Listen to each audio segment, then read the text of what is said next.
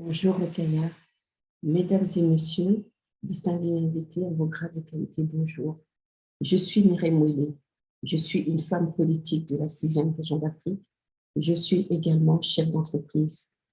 Il m'a été donné l'honneur de vous parler de la politique et particulièrement de la politique partisane, mais qui au départ est un mot humanisme qui parle de l'ensemble des sociétés qui se rassemblent, qui se regroupent et qui constituent des groupes de réflexion et des groupes qui font avancer le monde.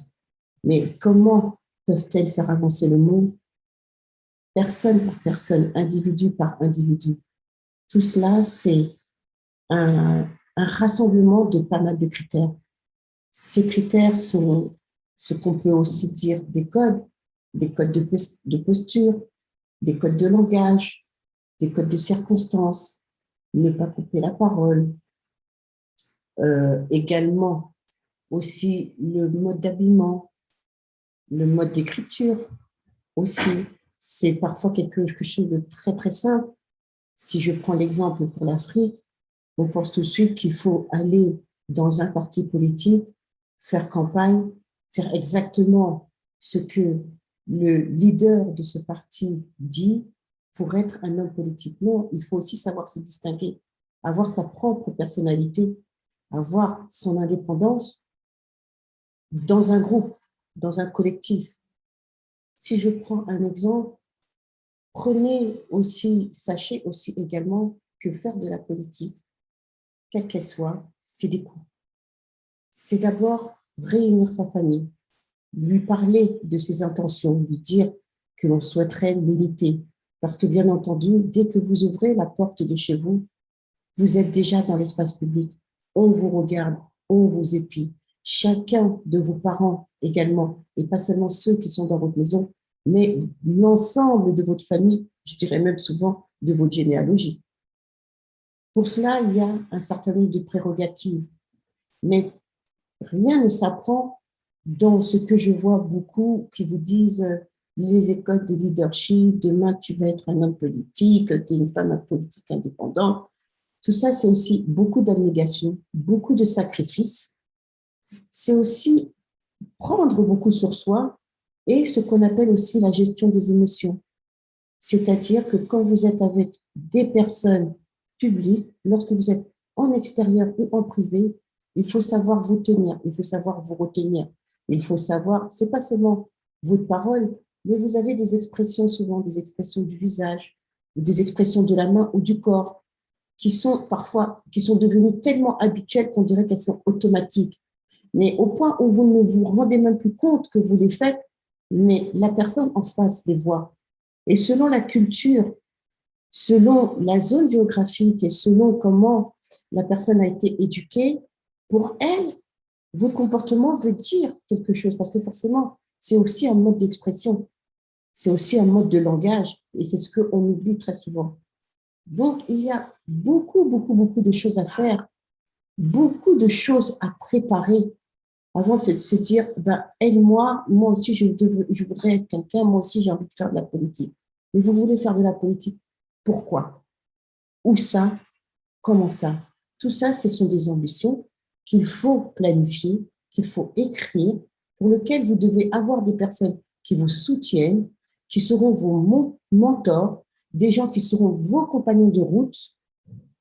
Et aussi, la politique, c'est de dire que quand vous rentrez dans une formation politique avec un groupe, avec un homme ou une femme politique qui est le leader, donc leader en francophone, qui est le dirigeant, celui qui vous guide, qui est au devant, ben, c'est de vous dire que vous ne devez jamais le fustiger.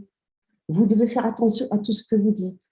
Que même que quand vous êtes dans le privé, faites attention à ce que vous dites. Faites attention avec qui vous êtes. Faites attention où vous êtes. Parce que cela va vous jouer des tours plus tard si vous avancez. Cela va vous jouer des tours plus tard parce que ça ressortira à un moment ou à un autre.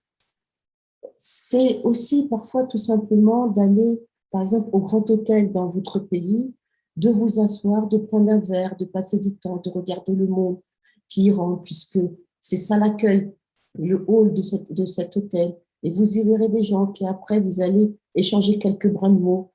c'est aussi de se dire que c'est un capital, c'est des sommes d'argent. Parce que quand vous voulez suivre quelqu'un, il ne vous paye pas le transport. Quand vous voulez suivre quelqu'un faire campagne, il ne vous paye pas le déjeuner.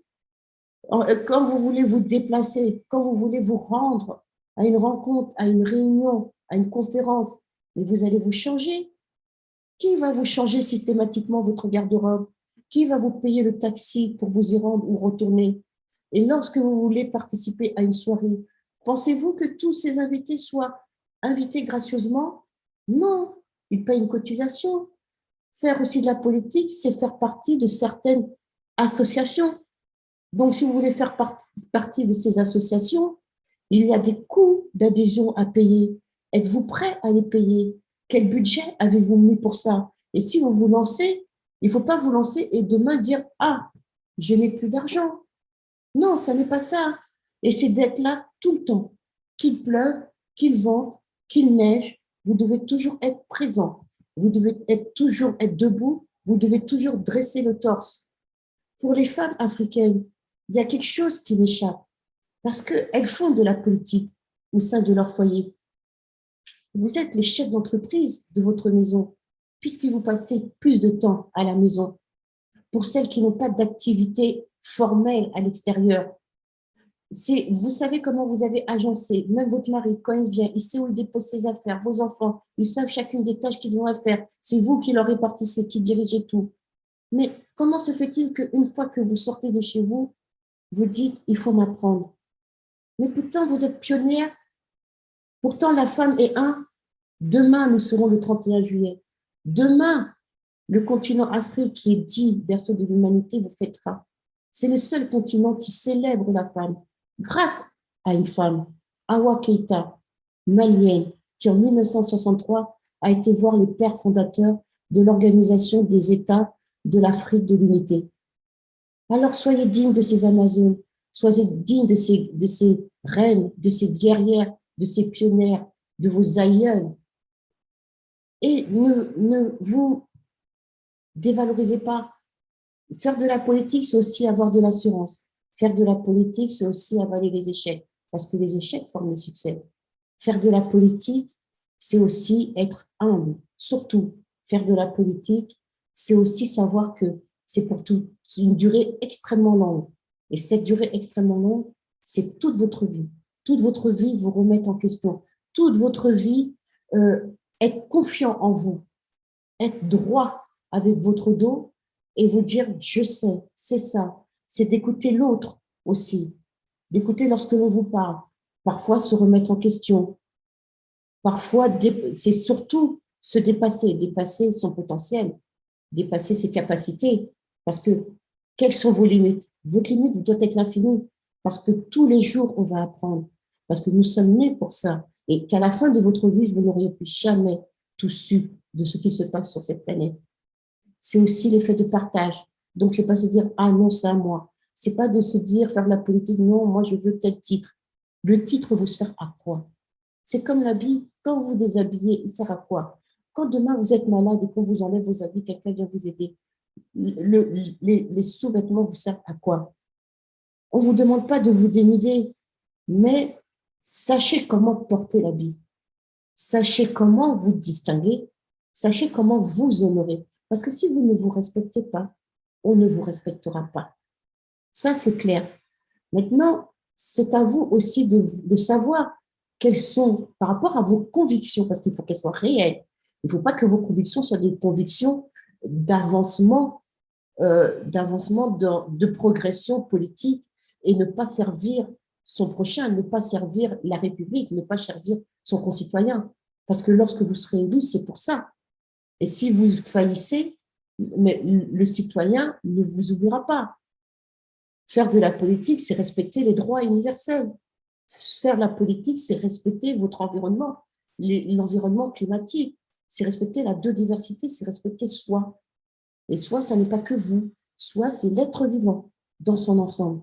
Faire de la politique, c'est aussi savoir ce qui vous entoure, c'est aussi écouter ce que votre adversaire dit et pas forcément le fustiger. Parce que parfois, ce qu'il dit, il le dit à juste titre. Et ça peut vous aider à progresser parce que forcément, ceux qui sont autour de vous ne vous diront pas forcément tout ce qui est à corriger. Je vous remercie.